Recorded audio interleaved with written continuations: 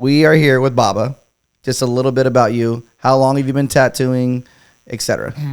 I started my journey in 1989 in New York City with Jonathan Shaw. Okay. Who was the owner of Fun City. In New York City, the tattoos were banned since 1963. They're really illegal. This is going in and out. Because you're growing like this and you're because I'm not used to having something phallic in my face. But it's okay. I'll get. Yeah. Oh, you want me to hold it like you? I hold it like this. It makes it a little easier to be more directional. Is that better? Okay. 1963. There you go. Look at you learning. Got it. Here, I'll hold the balls. There was a ban on tattooing, and it was fought, and some people held it to 64. But it was illegal in New York City from 1963 till 1997. Was it really? Yeah. I honestly never knew that. So when you went to New York City and you wanted to get tattooed, it was a big secret, big underground thing. There was literally only 5 people listed in the phone book, which is where people used to advertise. For tattoos? Yeah. And only what, 5. do you know what 5 those were? Oh, well, I know now, but like I didn't recognize him then. I only recognized Jonathan Shaw's name because he was in Tattoo Time that Hardy put out, and it was one of the ones that it was 89, so Tribal was big, and I was in New York painting. I used to do graffiti on jackets and clothes and stuff, and Tribal started to blow up. So, Hardy had these really nice books called Tattoo Time, and I bought a couple, and then I recognized Jonathan. And Jonathan had this like really early fine line biomechanical style. And this is right when all that shit was blowing up, and fucking H.R. Geiger was like the best thing in the world. And there it goes again. Talk to it, brother. I know, right? Talk to me. Stay with me, baby. You can hear me clear, right? I'm not. Yeah, I'm no, not you're switching fucking out. clear as fuck. Talk, man. Don't be scared. Me hearing myself in it is different. There you go. I recognize Jonathan. There you go. The Mike Bacardi was in there, and he's an old timer. Mike McCabe was in there, and that was about it.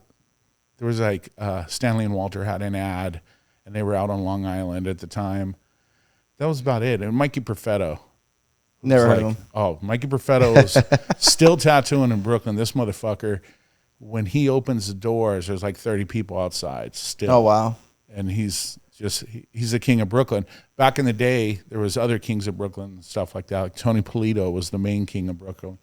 But Mikey Perfetto was a newer guy, and his name was in there. But I wasn't going to Brooklyn because I lived in the city. I was all snobby about it. I was like, fuck Brooklyn. And who were you working under at the time? I was actually in a place called Unique Boutique. Okay. And it was just the heart of the scene at the time, which was like crossover bohemian with, at the time, rap was heavily into being like Afrocentric and Asiatic. So there was a lot of self-growth in that with like Tribe Called Quest and shit like that. So they were all over the place in there. And then it was the early rave scene. So everybody was like looking really ridiculous and day glow, and not even like 80s Wham day glow. It was like more just orange and bright blue, ridiculous shit. Kind of like a D-Light. If you look it up. Hey man, you got to think. I've only been in this industry for 8 years. Yeah, you're. So I'm new to this. Yeah, you're. So a lot of the names and stuff was I won't know. It was a dance group. Okay. Yeah, never heard of them. They had a song called "Groove Is in the Heart." They had a bunch of songs. How did it go? How's it go? Ask Edwin. Groovy in the Heart. Oh man. Yeah, I love making fun.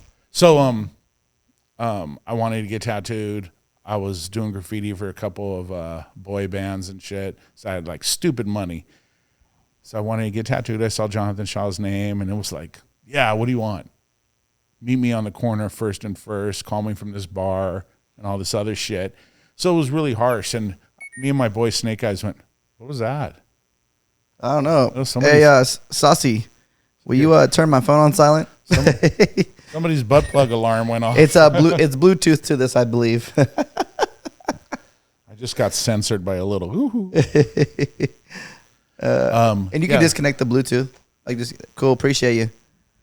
Stop making noises, dude. It's my nipples.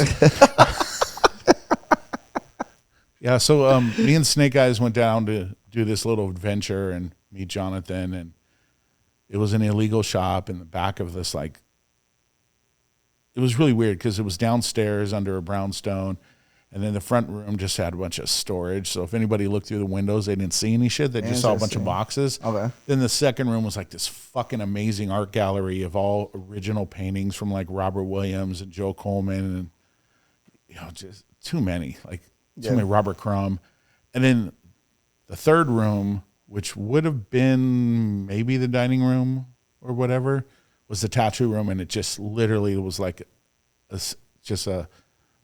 like if you reached back in time and just grabbed a shop and put it in there. That's rad. Flash everywhere. It kind of looks like my shop now. People are like, damn, your shit looks just like Jonathan's old shop. I'm like, you think? I got to check that out. That's rad. Yeah. And then that was it. So we talked for a long time. Never even got tattooed that night, and kept working stuff out. And then I made arrangements with them. But then I got bit by the bug.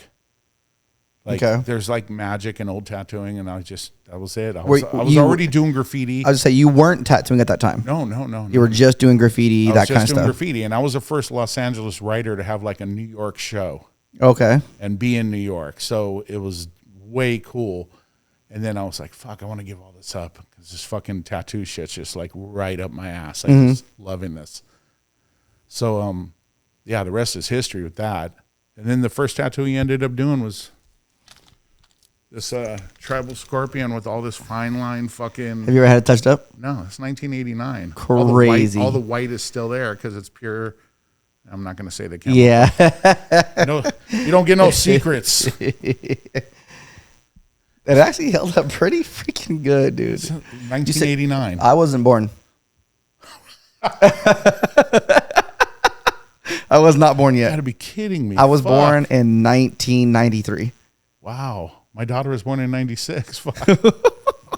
What's up, Dad? Jesus. You didn't know you were my pops? Yeah, no. I'm too brown to be your kid. I'm half. I'm half. Yeah, I wasn't even born at the time. Fuck. Yeah, so it was a different time then. There was only like, you could only see tattoos like in the back of biker magazines. And then, you had Outlaw Biker Tattoo Review.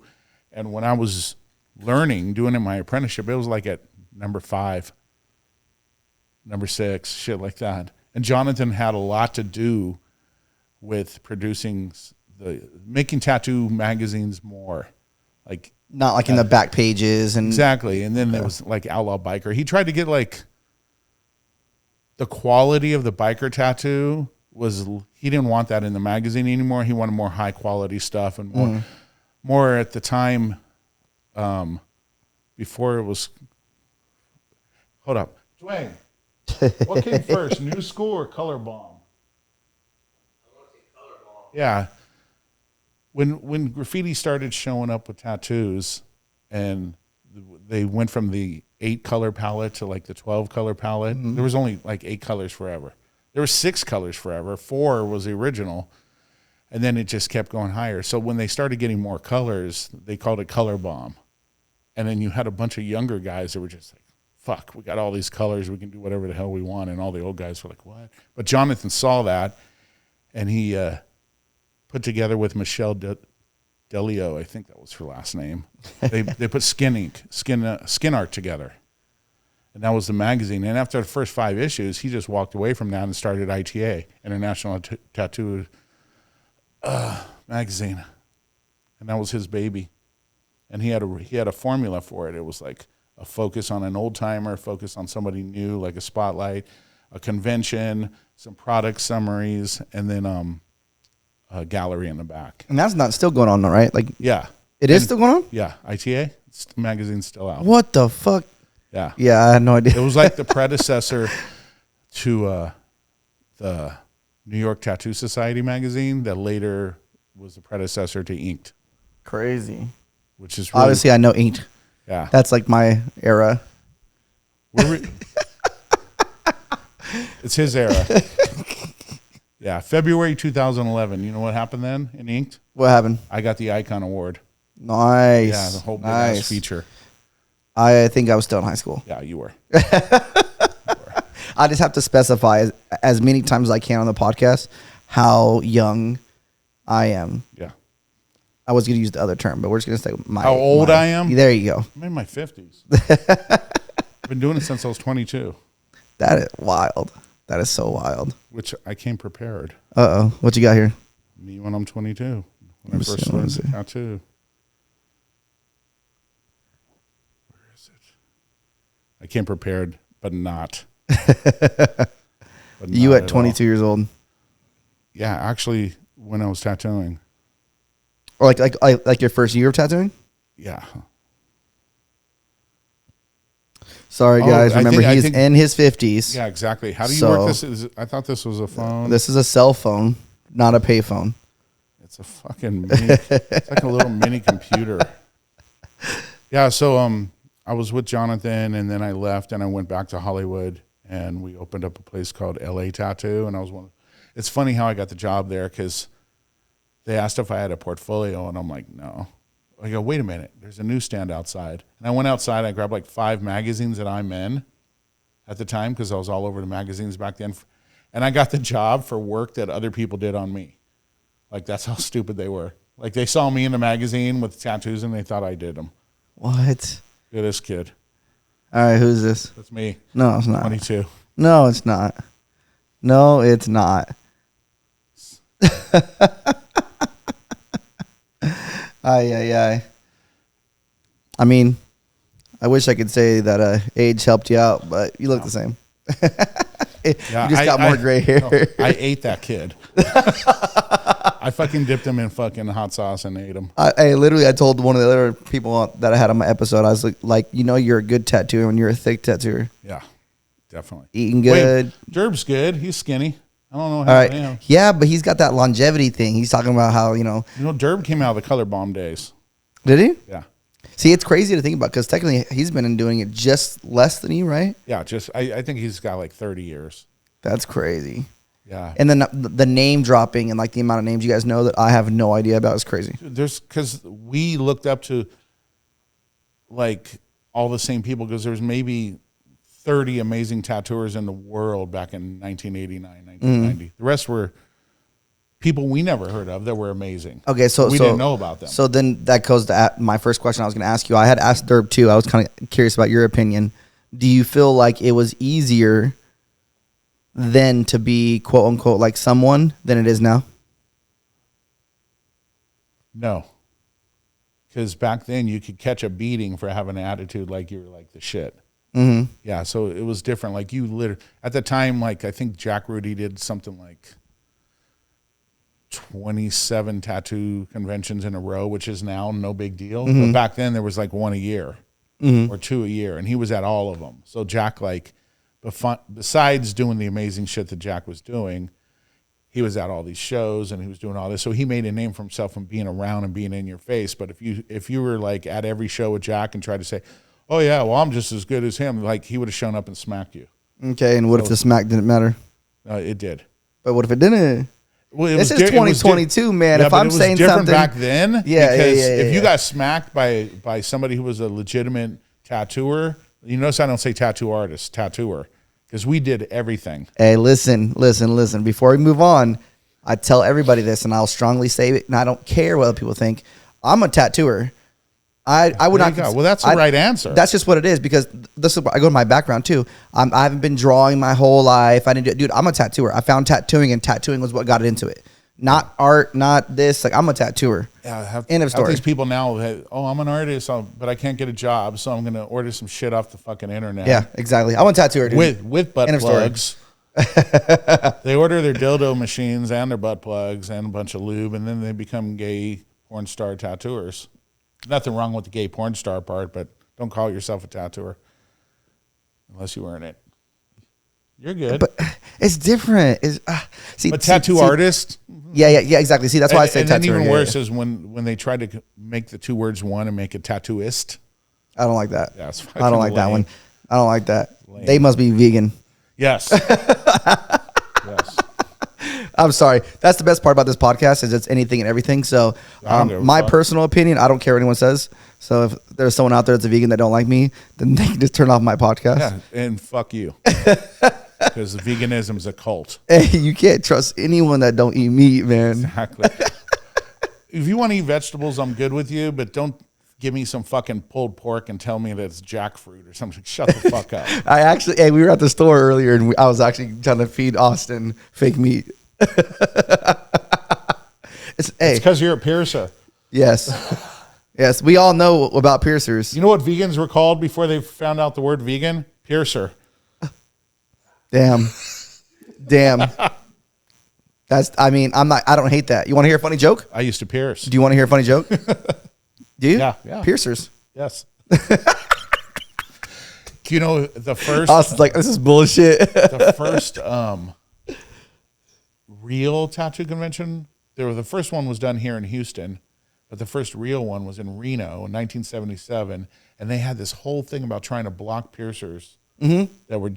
They didn't want them part of the whole body. They wanted to make it the body art industry or whatever, and they're like, "Nah, this tattoo industry, fuck piercers." Dude, there's a lot of people who are still like that. Piercers are not. Unfortunately, hey, Saucy, I love you, bro, but like most people don't like piercers. Well, I don't think it's that they don't like the piercer themselves. They don't like the entitled attitude that like the APP has put on, with themselves. It's like back in the day, everybody used Hibiclens for piercings. I don't know what that is. It was a cleaner. Okay. And then they were using 316 LVM surgical steel. And then all of a sudden, more companies got involved. And they were like, no, well, these guys gave us all this money. So now we're going to use this. And this is what you have to use. In order to be APP. Yeah. Fuck the APP. I don't give a fuck. Oh, fuck man. Those princesses. Yeah, a couple years back, I was in Vegas the same year as the APP convention, and I just went to go pick up chicks. I don't have any opinion on them at all. I've met a few people that are connected to that, but I'm also not a piercer. But what the fuck's a piercer going to do to me? Hit me with his purse? I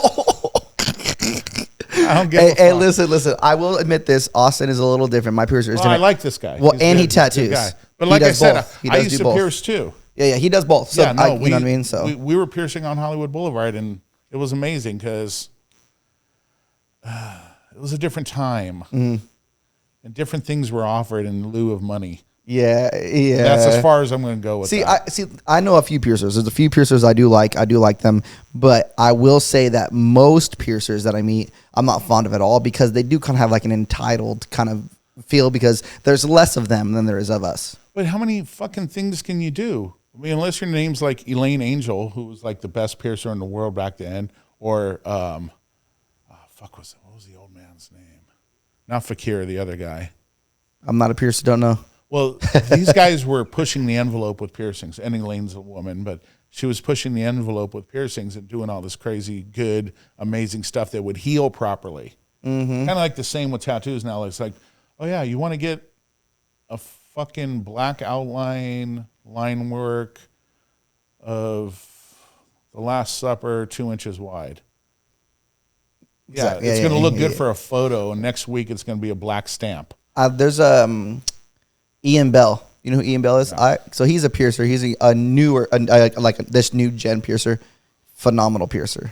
I do like him. He doesn't have that like attitude mentality, but I think he just knows that he's a good piercer, so he doesn't need to be like that. You know what I mean? Gotcha. I actually just recently got pierced this last weekend by him. Super rad. And then my piercer got a coin slot in his ear by him as well, which was rad. So it's Austin, right? Yeah. Do they still have a Madison piercing? There's a Christina. Okay, so a Madison piercing was right here, right? So it looked like a necklace, but the piercing was just right here, and it was named after a porn star named Madison. So that's one of the best piercings ever done after a porn star. Nobody does them anymore. What if I want a Madison? Then get one. No, I can't. Can't do it. I'm good. I did notice you brought some machines. What do you got over there? Oh, what I did is I brought some stuff that was like, I'm really against this whole new generation of... Hey, don't talk about my rotary. Don't talk about my rotary. Glorified fucking makeup machines. Hey, man, don't talk about my rotary. What happens if it burns out? I'll just go buy a new one. Exactly. Let me see what you got. I would say before you show me, I learned off of coils, and I had coils pretty much as long as I've tattooed until like the last couple of years, and I switched over based on conveniency. Should I test them? Oh man, what do you got? Podcast fail. What's up? What is this thing called that goes like this? What thing? See the tube vise? See how it slides? Yeah. What's that called? No idea. It's a swing gate. Never heard of it. Yeah, Bob Shaw. I've actually never seen a machine that actually swings out itself. Yeah, it's a swing gate. It's easy access, slides open, close. Let me see. This is a Bob Shaw machine. Bob Shaw swing gate. See that? No matter what size your tube is, whether it's squared off because you used like a Mickey Sharp's top screw or whatever, it'll fit in there. Yeah, and it'll hold. Easily the only time I've ever seen this type of machine where that opens. Normally it's just a stationary one-hole piece and it tightens. That's crazy. So this is a swing gate version of a Jonesy. And a Jonesy was Bill Jones, who was building probably the most well-known, sought-after, perfect fucking machines. So these ever. are multi, like the frame is not one frame, it's multiple pieces. Yeah, the swing gate is an extra piece. Yeah, see, I've never seen that before in my fucking life. So this is a modified Jonesy. So this is a national Jonesy. Okay. Which is known as what they call a deluxe, and it's a square back. Okay. So this down here is the back, and it's squared. Okay. So this is a modified Jonesy round back. See how it's rounded off? But this is a real Jonesy frame. See, this frame is what I like. This is tight. Yeah, so this was, that's an old frame that was remodified, and it was made by the leader of the Gypsies. There's tattoo clubs, and he made that for me. This is rad, dude. Yeah, see, that's what I'm used to is not that two separate piece. This is a Supreme frame, but in the Johnny Walker style, and that's an exact copy of Zeke Owens' machine with a little mini swing gate on it. See that? Yeah. Yeah, Dustin Golden made this. It's pretty fucking dope. Dude, I've literally probably had 50 machines and quilt machines that I've never seen one like this in my life. I've had like 600. Yeah, but you've also been around for 600 years. This is a Colonel Todd. 612. This is a Colonel Todd. So this is 3 pieces bolted together. Yeah, see, this is rad. What's this called? It's Colonel Todd. Colonel Todd. Colonel Todd and Bob Shaw were partners. Dude, this thing is wild. Colonel Todd's son still makes these today. This thing is wild. Yeah. Now, he's making them in black now. They used to be just heavy chrome like everything else. Dude, this thing's tight. Right? Everything besides the fact that it has your name on it. Well, of course it does. It's stamped in by Colonel Todd's son. These are tight, man. Appreciate it. These are the babies. He thinks. All right, Want to hear a funny story? Let's see. Wait. That one says Baba. They all do. This one says Bob. I'm looking for one that doesn't. Oh, that one. This is the machine I like right here. This Baba. Actually, did you just see my latest post on Instagram when I'm with Chris Garver? Yes. And the big guy that's shirtless with the tattoos? Dude, he made that. This thing's rad. I got that at Columbus at Hell City. Did you? Yeah. It's sick. I can't be looking at these, bro, because I'm going to start like being like how I used to. Yeah, because it's not like, when you're looking at a vibrator, they all look the same. I mean, sometimes. This is like sex right here. That's true. It's like perfect. Things I don't know about sex. It's perfect. All right. So I got to move on. I am curious on what? You're bi-curious? No, I said I am curious. Oh, you are curious. Yeah. Did you hear bi-curious? He didn't hear nothing. Yeah, I heard it. Okay, let's. I want to know why you think, because it's true, why you think you have so many people who dislike you. Because I'm an asshole. Okay, but come on, explain more now. Give it to me. Come on. I'm very protective over the old ways of tattooing. Okay. And it's not really a brotherhood because there was a lot of women back then that still tattoo, like Carrie Barba, who's fucking amazing. So I'm just going to use the word brotherhood, but the way it was back then with paying the dues and stuff, so I'm a dick. So when you have me as a judge, yeah, I'm going to rip your shit apart. Okay, so you think that a lot of the hate came from people who are competing and you happen to be the judge at the time? Yeah, because I'm a dick. And I don't ever put my shit in. Okay. You know, one time, I think it was our second body art expo, one of my clients put in some like weird fucking I don't even know what it was. It was like a little Von Franco design or something I did, and it won third for most unusual, like the stupidest category that me and Edwin came up with. I got third, and people complained, saying it was fixed. Oh my God. Story of my life. Shit, speaking of that, the last convention, you actually were the judge in Pomona. Yeah. And I answered Tattoo of the Day.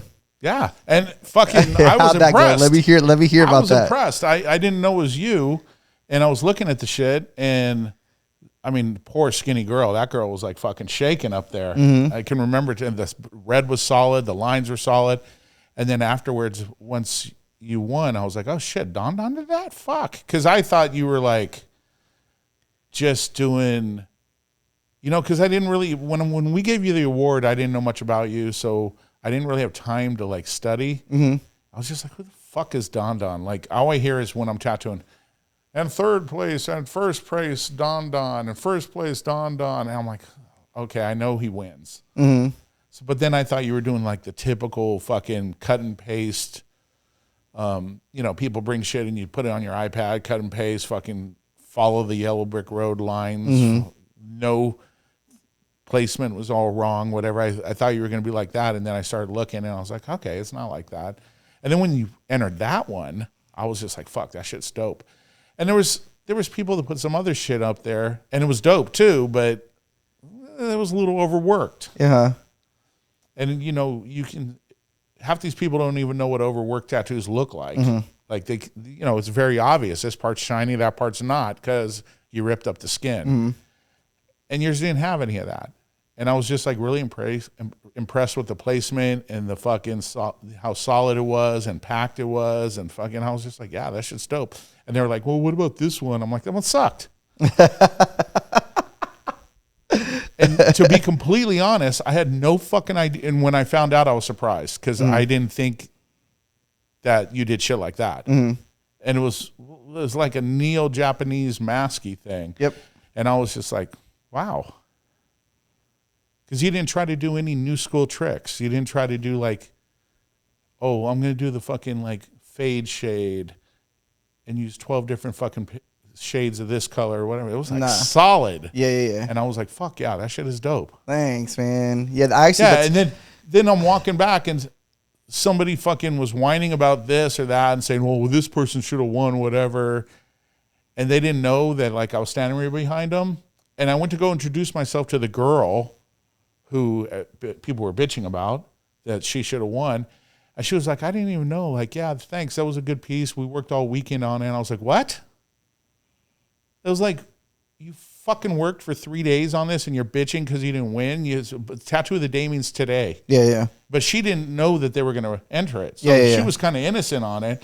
But they were the one bitching. And then when I saw you, you're like, that motherfucker bitch too. And I was like, I just saw her. Yeah, dude, no, I remember because people were going by our booth. You can even ask Austin. People were going by our booth and being like, they're just going to give it to him. He's this. They were pretty much bullshitting. They were like, there's some fucking colored tattoo. It was mostly black and gray tattooers, pretty much. Just black and gray was artists. And they were complaining, and that was the dude that was complaining about how I was sorry they win. Don't know how to do color. I'm sorry that I just did a better tattoo that day. Exactly. I don't necessarily think they were bad tattoos, but that was just, I don't know. That could have been a white tattoo, and it would have blown it away because it was solid and thanks, fucking, man. It wasn't even that red. Hey, you know what's rad? The week after that, so we put Sanoderm on it, and the week after that, there was a tattoo convention in Prescott. I entered it healed there, and I won. Fuck yeah. Yeah, so I entered a category healed there as well. So now, yes, I got tattoo of the day with that, but I won it healed, which means technically the tattoo of the day, I won it, but healed shows that like I put that bitch in there. You know what I mean? Well, if you don't traumatize the skin and overwork it, you don't need Sanoderm. Yeah, I just like it for a quick heal. I don't have anybody complaining and shit. No, I got you. I actually used to tell people all the time, like, you just raw dog it, heal it by itself. Don't even put ointment on it, and you'll be good. Yeah, I just tell people Lubriderm. Yeah. And my shit's 4 days later. It looks like it's been there for a while. Yeah, just don't traumatize. Yeah, no, so I think that, I'm very opinionated, and I don't fucking kiss anybody's ass. Like, I had to pay a lot of dues. Yeah, so, people hate me. Don't care. You think, okay, so here's my thing. So, obviously, we know of each other. Yeah. We met each other. But we're not, like, super knowledgeable on one another. No, not at all. So, what's your... like about a year? Yeah. About a year. So, what's your opinion on the fact that I technically didn't pay dues? You can be honest. It ain't gonna hurt my feelings. Honestly, you're gonna hear it. Honestly, because that's what it is. I'll be real with you. But what it is Guy Atchison didn't really pay dues. Fucking. There's a lot of those guys that didn't pay dues, and then there's some people that are just born in. Like Philip Lou was tattooing when he was 12. Jesus. His father was tattooing. He learned from Jock. You know what I mean? His mother, all of the whole fucking Lou family. Mm-hmm. Philip was born into that. There, is that better? He was born into that. He was born into that. Like I'm on American Idol or something. Fucking Freddie Mercury. Yeah. So some people were born, but then obviously your work, not doing the same old. Like if I have to see one more fucking Michelangelo fucking Virgin Mary on somebody's fucking neck from the one statue, like I'm sick of seeing that shit. Mm-hmm. Fucking do something else. Like we made jokes. What do we make jokes about 5 years ago? Like you buy a what was before Bishop? What was that fucking thing? A Cheyenne. You buy a Cheyenne and some fucking Sullen shirts and an iPad and you're a fucking tattooer. That's like the way they were looking at it. They were all doing the same shit. Like they were all, when you look at people's work, you should know who the fuck did it. Not, that's the same shit. Yeah. Same shit. Like, I have to do this fucking virgin on somebody's neck. That's a marble Michelangelo or fucking statue. I've actually never done one. Let's go. Never done one. I have a girl that works for me, Zumi, that got to do the girl bent over made into a skull, and I've never done one. Dude, I think those are tight. I was so jealous she got to do one before me. I've only done one. I've only done my one since I started tattooing. Hers was the girl's bent over and it turned into Lemmy from Motorhead. That's tight. So it was that way is cool. Tight. Yeah. I've done just a girl made into a skull, but dude, I was super stoked on it. Like so stoked on it. I think it's so rad. This fucker's done like 1 million. Well, I don't like him. He's all grumpy. Yeah, wake up, man. Why are you grumpy? Because you're little? He's not even responding. He don't even care. He's like, you know what? Just shut the fuck up. I want to go to bed. No, We've been traveling. He wants some of Tiger Rob's candy. Oh yeah. So you feel like people don't necessarily have to quote unquote pay their dues as long as it's going about a certain way. But it's obvious that like you're striving, just with that piece we were talking about, that you're striving to be a better tattooer, and you're broadening your horizons like a normal apprentice would have when they were paying dues. Yeah. I mean, the same thing I tell everybody, and I'm sure people will laugh. I'm trying to elevate every single day. I say elevate religiously because I feel like that's the case. It should be like that. We all are. People ask me all the time, what's your favorite style? And I go, making money. Like I fucking do everything. Yeah. You want something, I'll do it, and I'll do it to the best of my fucking abilities. You're going to walk away with a badass tattoo. Done. And you get paid. Yeah. I mean, I'm known for some shit. What do you think you're known for? Lettering. Really? Yeah. Interesting. Yeah. Freehand or you know what do you? Yeah, 100% free. I don't do anything. Okay, relax. Nothing. Sorry, 100%. Bro. Okay. Yeah, I have a little background that not a lot of people know about. The graffiti, though. Yeah. But my crew, like, I sketch letters like it's nobody's business, but right on you. Oh, I have to see that sometime. Never. Yep. It looks like this. He got me. He got me. Did you see it? Yeah. It like oh, he got you too. Yeah, lettering and my version of what my neo-traditional was back in the day. Okay. I look at some of those old pictures. I'm like, fuck yeah. Why don't people get this shit anymore? Do you feel like you're getting better as you tattoo still, or do you feel like you just tattoo the way you tattoo now? Of course I'm getting better because I'm pushing envelopes on what I do. Okay. You know what I mean? Because there's some stuff that I haven't done. But I'm trying to like, what's the right word? The people that inspired me were always pushing the envelopes, like Philip Lou. Okay. You know, even Jonathan. Jonathan pushed envelopes.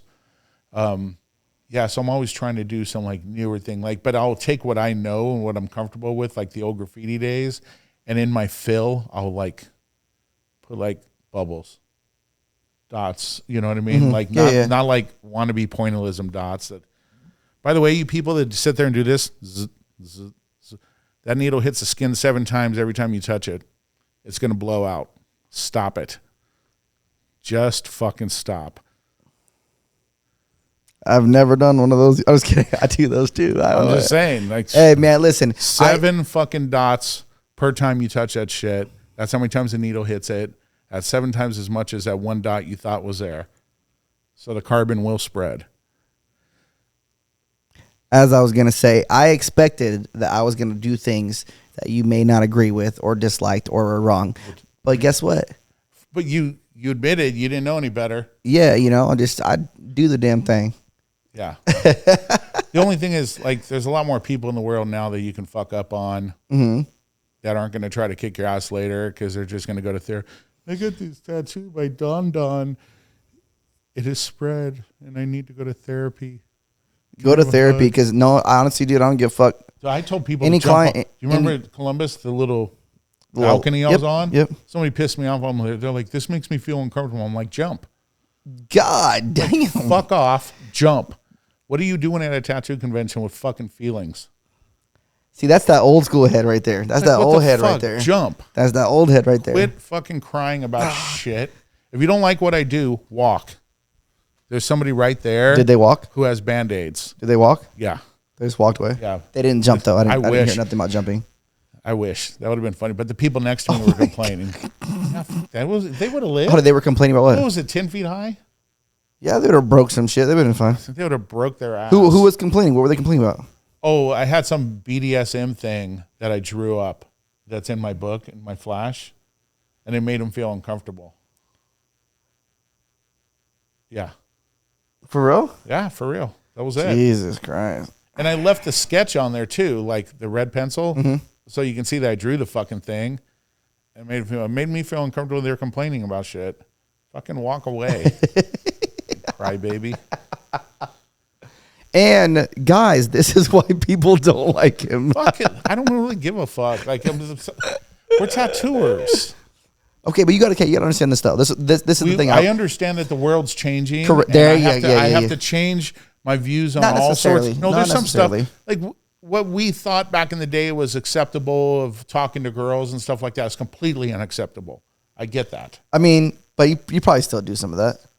Not as much. Got a girlfriend now. She has a knife.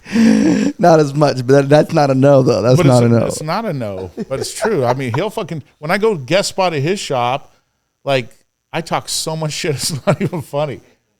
All these people come in with their fucking phones. I'm asking if it was like a Grinder ad or a Grinder date or some shit. Oh, my God. So, pretty much what you're saying is a lot of the time you just offend a lot of people. Yeah. So people don't like you because you're. Do you feel like it's tattooers that don't like you, or clients and stuff that don't like you more? I think it's tattoo artists that don't like me. Tattooist. Artiste. Okay, and then just to clarify, what's the difference between a tattooer and a tattooist? Tattooers tattoo. And tattooist? They take fucking showers with ducks. Fucking princesses. Oh like, man, fuck. This podcast episode is going to be awesome. This is them at a show, and I'm not even going to talk about like. I'll talk about like the ones with their fucking lumberjack beard and their little fucking beanie with coveralls or whatever. And they're standing like this in the booth. Nobody wants my stuff, and then they start drawing something that looks like somebody did with a crayon. So I'm not even going to talk about like the realism guys that cry about shit. I'm going to talk about like the wannabe traditional guys that cry about shit. It's like you do not fucking line a traditional fucking tattoo with a 15 liner or a 23 liner. Shut the fuck. 7 and under. I do not do that. He's just calling me out on all my tattoos right now. Hey, listen, you know what? Listen, what is a proper good traditional tattoo to you? I respect it. I don't hate on it, but my 2022 traditional tattoo and your 1987 traditional tattoo are a little different. But traditional tattoo was just called a tattoo when it was done, and that was in the 30s, 40s, 50s, and 60s. Okay, but that's why I don't. And it was red, black, and green. Okay, so technically, I will correct myself though. Technically, I do not tell people I am a traditional tattooer because I break every fucking rule there possibly is. I have done literally probably maybe 20 traditional tattoos my entire career, but the rest have been kind of flared out, maybe different line weights, colors that shouldn't be used. So I don't like when people are like, "Oh, you're a traditional tattooer." I actually don't even take that claim. I definitely say I'm like, no, I I literally tell people I break the rules, and so realistically, you can't really call me a traddy tattooer. You know what I mean? Gotcha. But there are. I mean, if rules weren't broken, Sailor Jerry wouldn't have been as big as he was because he was one breaking rules. True. He was on pushing envelopes. For the longest time, bro. I wonder if half these fuckers that are watching this even know that Sailor Jerry contributed the mag needle to us. I totally knew that. Not. Yeah, the mag. It's Jerry. Hey, Jerry. Thank you. No, I didn't know that. Dude, that's what I'm saying. That's why I say, dude. Watch. Dwayne, what color did Sailor Jerry contribute to the tattoo world? No, purple. Oh, see, he got it wrong too. Purple. Someone did actually. I did know that purple was like one of the was the color that came like. Some people would say it's not quote unquote traditional, but that's like traditional. So, like for instance, contest. I've done contests where everything was fucking super Americana, but I did have purple in it, and they're like, it's not traditional. It's got purple. That's where they should change the name of the fucking contest to Americana, and then anything done, no matter how you colored it, if it was done in that fucking like the same imagery, you can enter it. 100%. Yeah, for all you owners of shows out there, you should be splitting stuff anyways. Traditional, neo-traditional, or you had fucking new school or whatever. Yeah, I think there's not enough categories. I think it's way too broad. Well, there's not enough fucking time. Man, trophies are like $12. They can figure it out. No, I'm talking about like we would get small black and gray or large black and gray and be like fucking 300 people in the contest. Yeah, that's too damn much. Black and gray artists, stop tattooing so much. Yeah, stop doing the same shit. I think this is the third episode that I've talked about black and gray tattooers, and someone said some shit about them. Yeah, I love the way they forget the color white too. Tell them. Tell them. You need it. All right. Okay. We're moving on. You need it. We're breaking down specifics now. Is there any person? What are you laughing at? Reset that shit. Is it blinking? I can edit all this shit off. We good. She's got this No, don't worry about it. Just keep going. We good. Just push the red light. Let's get it.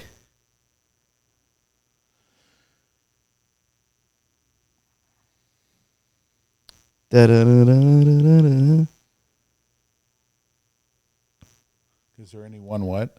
All right. Is there any tattooers that you can specifically say or want to say on this live podcast that you just really don't fuck with? No, I would never even give them the props of even saying their name.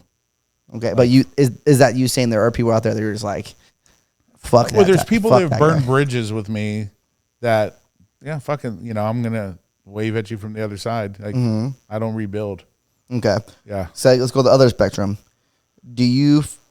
Let's go two. Is there an older school tattooer, so 20 plus years, that you feel like is still doing it and still doing things they should, and you would still say they're fucking rocking on? 20 years? Dude, At least 20 years or more. There's people that have been doing 50 years that I still think are rocking on. Like who? Name some. Boom. Name drop. Go. Richie Montgomery. Next. Ed Hardy. Next. Jonathan. Philip Blue. Chris Garver. Sean Anderson. Do you even know about Sean Anderson? I don't know any of those names besides Ed Hardy. Go the fuck on your Instagram and just write Sean Anderson tattoo. He's in Minneapolis Minnesota.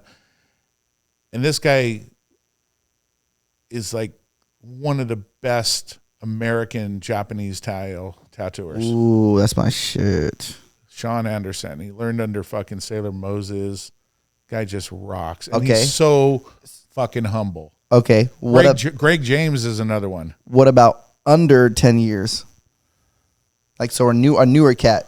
Is there anyone you could think of in the top of your head that you feel like, honestly, like you're like, you know what? Okay, I see you, Nooster. You little youngin. No, I can't think. Fuck the youngins, huh? No, not fuck the youngins. I've seen some stuff and I can't remember their names. Okay, so for you new tattooers, clearly you guys aren't doing something right where you can't even get your name remembered. Well, it's like you don't even get a name. I know that what the fuck? It's a tattooer who's up in Oregon. His son tattoos now, and his fucking son is doing like slaying shit. He's not even memorable though. No, it is. It's just at the top. Let me look this motherfucker up. Why? Go ask another question. All right. My next question is, blah, blah. How old or how experienced do you think someone should be to take on an apprentice? Good question. Because that input is it's so different from everybody. I don't even think you know enough to tattoo on your own for 10 years.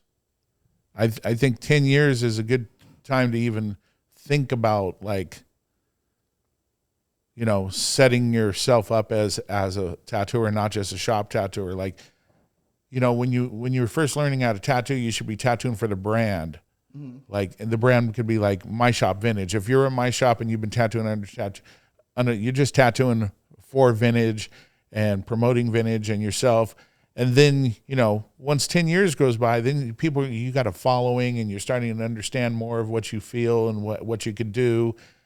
Then from then, like, if you don't even know all the styles, how can you teach anything? See? So that's, and I made the mistake I think I was tattooing like 8 or 9 years when I had my first apprentice. I've only had 3. And I made the mistake. And then, you know, luckily, Bud was my apprentice. He's fucking still slaying perfect fucking American traditional. My second one was working for Carrie Barber for a little while. Okay. What the hell is that kid's name? Look it up. You're good. Take a second. I can't even remember it. See, I can't do that. But I would just have to form to that mental state of hustle because I just do something else. Exactly. Make money. Well, no, I mean, or you. I'll figure it out, dude. You could figure out, you know. There's no shame in ever going back. Yeah. Oh, absolutely. You know what I mean? Yeah. Like, there's definitely no shame. Like, if I wanted to learn something from Horitoshi, he's a friend of mine, I would definitely. He just doesn't show. I don't care how long I've been tattooing. I would have to do an apprenticeship with him, and that's that. Hey, man. And I would be like, fuck yeah. You don't have too much. You never can have too much knowledge. That's as simple as that. Definitely, and especially in something I don't know. Yeah, You know, I know a lot about Japanese tattooing, and every time I ever had a problem or a question or a challenge over my 30 plus years, I've contacted Japanese tattooers, and I was like, how do I go about this for this person like this? And you know, I know how to draw the shape lines on people's bodies to get the placement right, and I'll send them a picture of that or whatever. And back then I would do a rubbing, like, and send them that, and they would give me little ideas about flow. And it'd be like a 6-month process before you even got a fucking outline. That's crazy. Just because I learned how to do it like that. And back then, you know, you're sending shit back and forth. Yeah. Now it's like if you ain't seeing shit until I tattoo it. Yeah, but now you can just like send a picture if you have that in. Yeah. If you have that in, you can send a picture and be like, it's going to be here, and he'll just send back a drawing of a couple of arrows showing me where to go. Yeah. That's tight. If you had to say one thing, so one only to any upcoming tattooer in this time, not before, this time, right now. It's the same saying I've been saying since day one. You suck until further notice. That's all I have. You suck. I'll take it until further notice. And that's what all of us should live up to. Like, you don't tell us when you're ready. We tell you. Okay. You know what I mean? When you hear noticed, that, you fucking suck. Yeah, when you're noticed, when somebody walks by, like one of my mentors, I couldn't get a fucking compliment out of him. It was like pulling teeth. Because It wasn't about compliments. It was about just doing the tattoo right. If I did something wrong, I would hear it. Yeah. Yeah. See, so kind of like what you were saying earlier. Yeah. You do something wrong, but when you do something right, you don't necessarily get praise for it. And so then you're like, what the fuck, dude? I did that right. What's up? I just didn't see that post that day. Well, you fucked up, dude. He felt but by no means am I like, is he like a fucking amateur or whatever? I mean, he's been tattooing forever. But there's always room for growth. You see this back piece he's fucking rocking right now. I'm like, damn. I saw that shit. I was like, damn. No, it's fucking dope. Okay, so you suck until further notice. Yeah, that's it. That should be the question for anybody who wants to learn, or if you're tattooing or whatever. You'll know when you're getting better because people start fucking giving you props. Don't ask for props. Okay, so I'm glad you said that too, because I was telling someone else the other day that I felt like I've always sucked until like super, super recently. Like I've just not been good until recently. But I've been saying that I feel that way based on now, of course, I like my tattoos, but I'm getting that praise from people who have been tattooing longer, people who have been tattooing that tattoo very well, and they don't know it's me. Yeah, that's where it comes into place. Like that tattoo. Correct. That was fucking dope. Thanks, man. I had no idea. But that kind of stuff is what puts me like, all right, okay, I actually can do a fucking tattoo. You know what I mean? Yeah, that shit was clean. Thanks, man. That's tight. See, but like that's the kind of thing I'm like, fuck yeah. You know what I mean? It's different. The thing that got she had mad abs, and it was still clean. Thanks, man. You're putting straight lines over bumps. She told me that when you were judging, that you kept telling her like stand like straight and make sure it's even. And you were like, fuck. I was fucking eyeballing. I was dissecting that shit because that's what I'm doing. Yeah, I really like that too. I saw it last week. I saw it at Hell City. She came and I saw it healed again, and I'm like, oh shit, all right, bet. So she's out in Phoenix? She's in Prescott, so she's an hour and a half north of me. So she'll probably go to Scottsdale. Yes. Yeah, I'll see it. Yeah. Dude, I'm super stoked on it. Healed fucking rad. Yeah. Okay, so I do this every single episode. I have the guest ask me one thing. Ask me anything and everything. One thing. Everyone's asked me. So, for instance, as a reference. I want to hear your three. Oh, shit. Your three fucking inspirations. Like mine was Jonathan and Philip and Ed, stuff like that. What was your three? What were the three tattooers that made you be like, okay, I like that. I want a tattoo like that. I want to be able to put together some pieces like that. I mean, you can't say Hardy because Hardy's a whole different story. Yeah. So again, it's a different time frame and stuff like that. That's but cool. I can openly say it, and I mean, dude, honestly, I'm gonna say it on podcast just cause. So the one artist I typically stay away from, viewing people and viewing tattoos because I don't want that influence. I try to kind of do my own thing. But I couldn't help but Mike Chambers. Dude, I mean, okay, so I didn't know who he was. I actually had watched like a documentary kind of clip of him and how he started tattooing, and that's what made me look up his tattoos, like how he grew up. Yeah, he's fucking okay, but check this out, right? Stupid clean, dude. It's so rad. So that would be like literally that's been my only one. That's been my only person I've like been like, dude, that's my idol. Like I look up to him. But listen, and I have nothing but respect for that dude. Dude, he's so good. I got to talk to him this weekend. Like I was just seeing if he was gonna get, we were conversating. Okay. So this weekend at Hell City, 2022, I was fortunate enough to go against him in the contest. Really? Yes. Who? Mike Chambers. Really? And my tattoos. And I won. You beat Chambers. Mm-hmm. Fuck yeah, props. Thanks, man. Props. That's pretty dope. Dude, it was like... What did he say? Okay, so I was telling someone else the other day, too. I don't know if he specifically told his client to sign up. Do you know what I'm talking about? Or if he knows any acknowledgement or not. I don't know. He just doesn't flaunt that kind of stuff anyways. Like, I wouldn't have seen a trophy. But I can easily say I have lost to his tattoos 50 or more times at conventions. Yeah. Mike Chambers. So, like, I'll get second or third or just something, always. So this one, before the contest even started, I had saw his tattoo go up. And I was like, I'm packing my shit. So I was like, we're going to leave. Like, literally, I was just like, nah, I'm done. Like, I'm over it. Like, I was kind of pissed. I had been drinking, yada, yada. So I was a little buzzed and I was over it. Well, then when they started narrowing it down and I was like, fuck, his tattoo's still up there, but so was mine.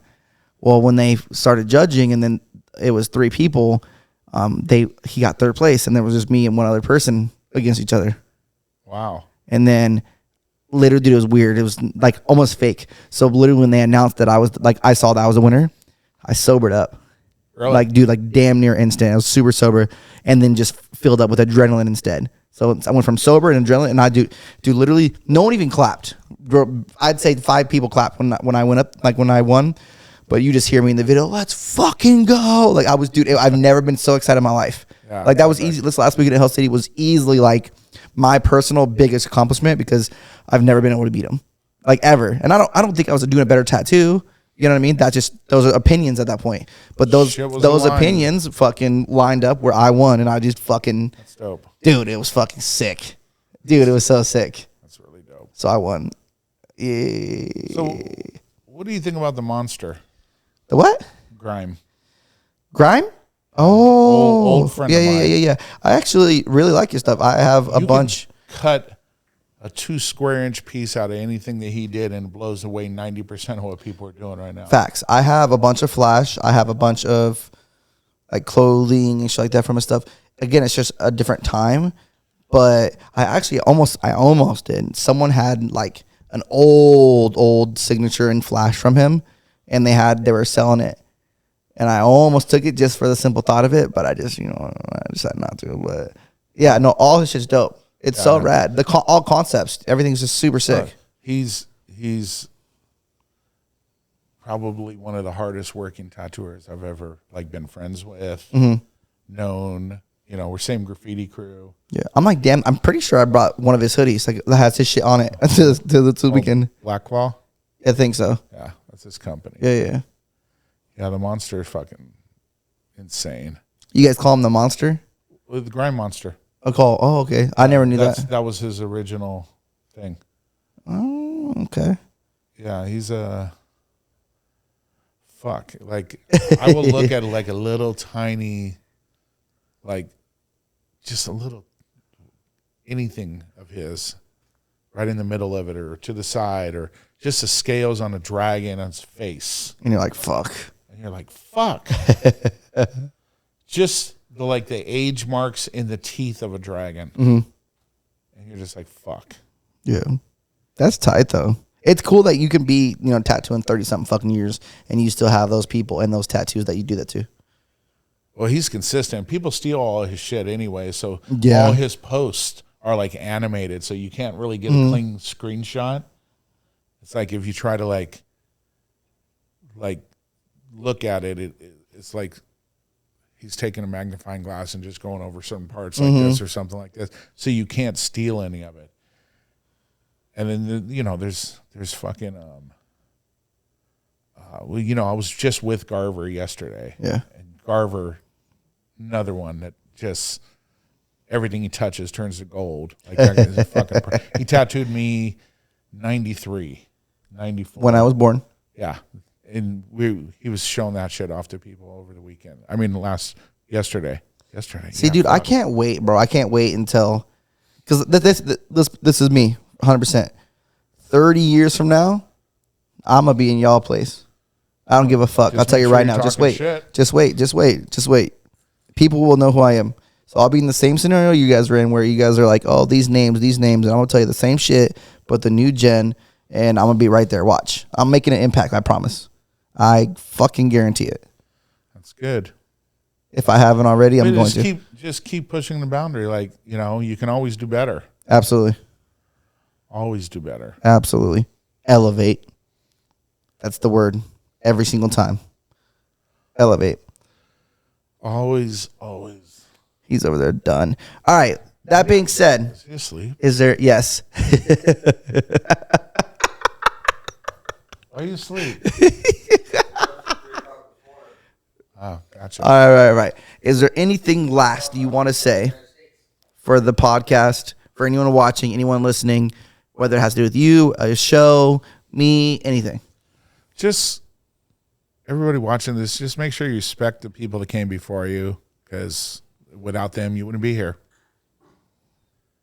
Like when I first came to Phoenix and I looked up your boy over at Artistic, because that was the one I had to look up, because he was the one to hear. When you go to Utah, find out who the oldest tattooer is there and just go say hi. A lot of these And don't come to my shop with that shit because I'm not that old yet. But just definitely go to his shop. Shit like that. Like, we're in Houston. The Shaws are here. And, it's a third generation of Shaws. And you'll introduce me this weekend, so it's fine. Oh, yeah. They would be right next to me. Yeah, the original Shaw shops over in Westheimer. There's, Larry Shaw and Larry Shaw Jr., Grandfather Bob Shaw is like the fucking godfather of that shit. He's the greatest. And he had 3 boys, 2 of them tattooed. That's tight. So pretty much just respect the people who came before you. Yeah, because trust me, they did shit. And just back then, there was no social media, so you may not know who the fuck they are. Yeah. This motherfucker could have been a pimp back in the day. I was just reading the 3rd volume of Philly Eddie's book of his life and times, and it has a lot of LA in it. And a lot of stories that I heard from other people I got to hear. And I was really good friends with Philly Eddie. So I heard it when I'm reading it, I'm hearing it in his voice. And I found out some guy that I used to look up to, Aja Crow, like shot down a fucking helicopter. This is a tattooer. Fucking, it was too low, and he shot it with a shotgun and it went down. Oh, fuck. You read this stuff, and you read about how the old timers were and all this shit. And it was like, they put up with a lot of shit. One of my first tattoos I ever got was with a fake ID at Philadelphia Eddie's shop in Philly. Nice. He had like 4. Yeah, whatever one was on like that main street where there was like 7 different fucking tattoo shops in the same spot. Yeah, it was on 4th. Yeah, I don't know where it's at. But yeah, it's one of my first tattoos. I fucking brought a fake in there and got tattooed when I was like 15. Well, that's a good thing. Yeah. I got my first one was in Juvenile Hall, but my first real one in a shop I was 17. My first real one I was 12. Yeah, there you go. And then I was 12 years old. I got tattooed. Yeah, I got Pinky Young's daughter did this chick. Nice. Hollywood Boulevard. I got giant brass knuckles tattooed on my chest. From who? From my friend's friend who tattoos in a kitchen. That sounds like a Springer episode. Bro, it was fucking tight. My friend's friend in a kitchen. My brother's cousin's nephew's sister's mom did that shit. Yeah, well, we are in Houston. You said it right. There you go. All right, we are done here at the Tat Chat podcast. Don't forget to check out Vintage Tattoo and Bobo over here with his old ass. Been here doing this shit forever. Yeah, I'm sure he's going to put a link. So talk shit. I'm definitely going to put a link. So talk shit. Go message him. Let him know he's old as shit. And we will see you guys next time. And if you do hate me, say hi to your mom. Oh, we out. Boom.